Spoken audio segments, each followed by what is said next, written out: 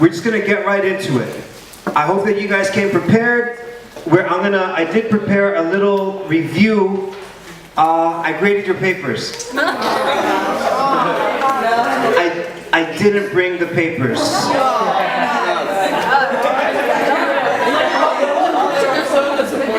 Some people did well.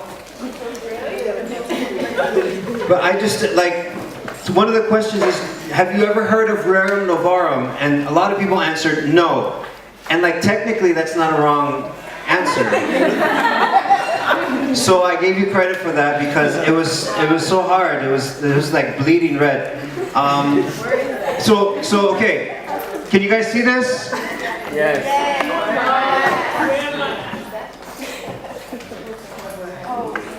Is that better? Yes. Okay, so this is what we did this was the first thing. What are some Bible verses that deal with the poor? We're going to get into this, but here's just some. No, you guys are going to get all this, don't worry. You guys are going to get all this. Needless to say, the Bible has a lot to say about the poor.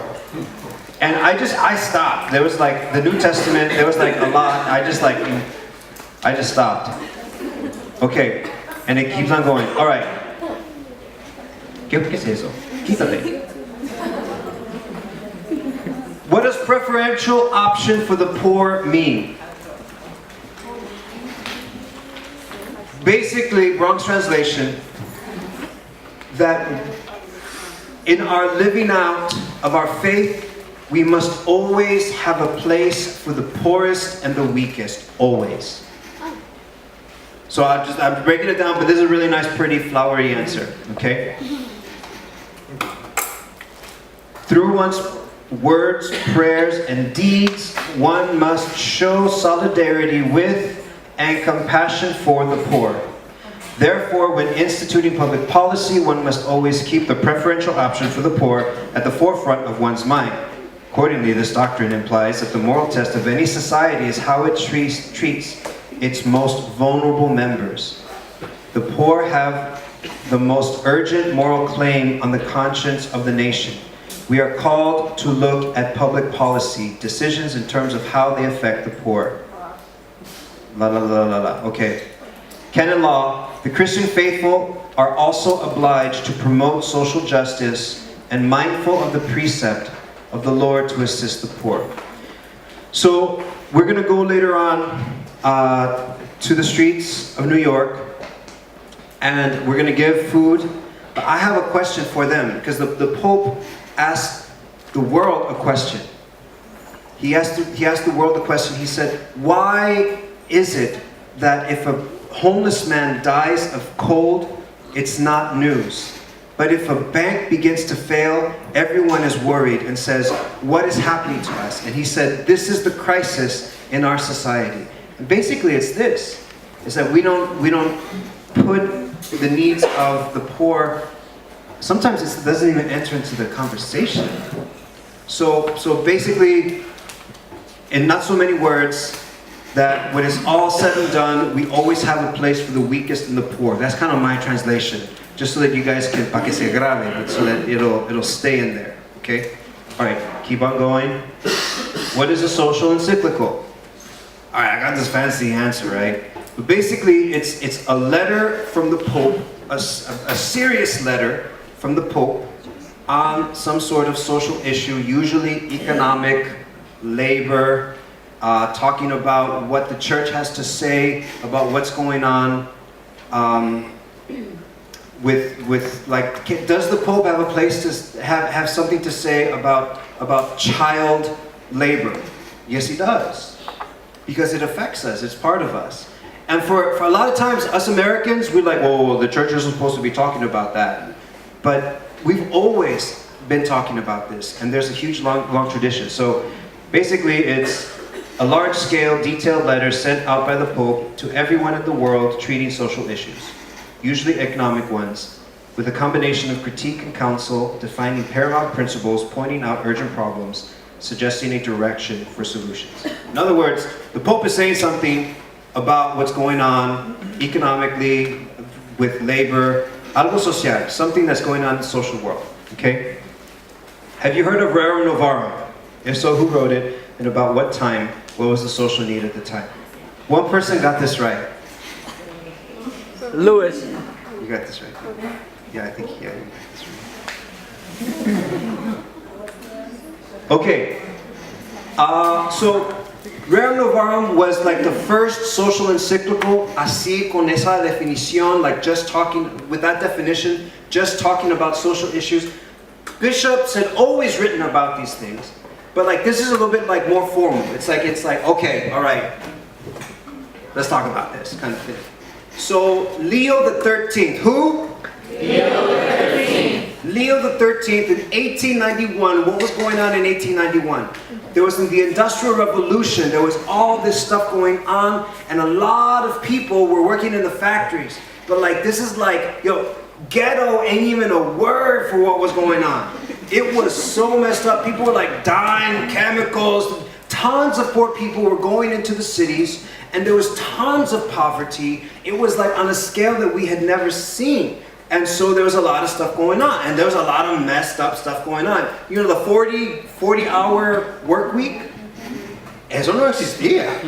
Man, there's light, there's the machine, you work until you drop. And that's what would happen. Children, child labor laws, there were no child labor laws back then. They would put the little kids in there and they would have the little kids work. Who cares about school? Like, minimum wage? I'm the owner of the factory. I decide what minimum wage is. All these things were going on, and these are all things that we have today that did not exist back then.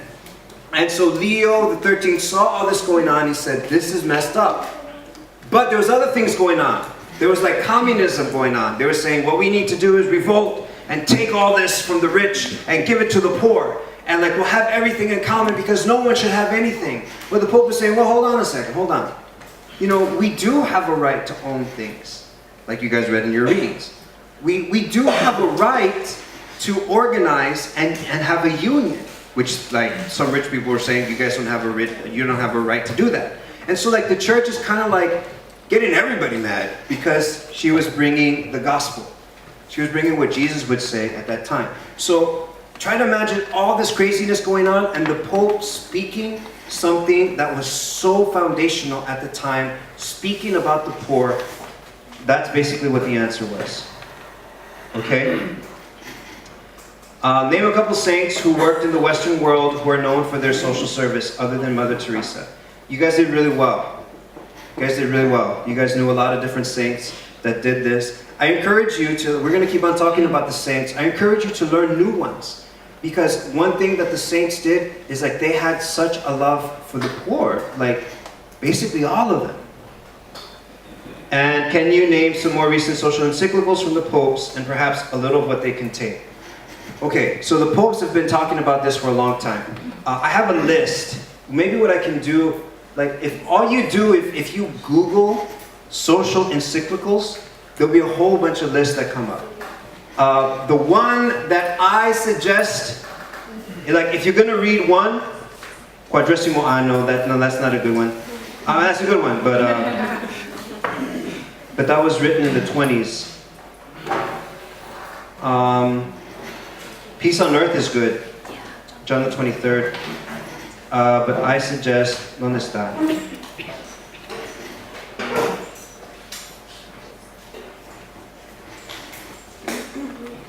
Centésimos Años is basically the one. Centésimos Años. If you do a little bit of history, it'll make more sense. The latest one is Caritas in Veritate, written by Pope Benedict XVI, which is really good. Actually, he talks a lot about the environment and stuff like that. And he talks a lot about it's really good stuff and how we're supposed to be bringing love and all this. We're not just working with the poor. Like we said last week, what sets us apart? It's our joy, it's our love. This is what we're always bringing. And this is what we better have. Not to say other people don't have it, but this is what we need to always have. Okay? But Centésimos Años, it's on the 100th anniversary of Rerum Novarum, is like, whoa. It's like, como te digo, it's like an encyclopedia. of Catholic social teaching. Okay? Bueno, pues blah, blah, blah, blah, blah. Okay, and then your experience. Okay, remember last week we were talking about Anuim. What's Anuim? The little ones. The little ones. And that was seen more in the Gospel of Matthew. And then we talked about the Greek word for the poor, tokoi. What was the notion of this word? Destitution. What else? It's like there's a distinction between being like there's the poor in spirit, there's the poor that there's like this amazing peace, and then there's like this wretchedness to poverty that justice dictates. We gotta do something.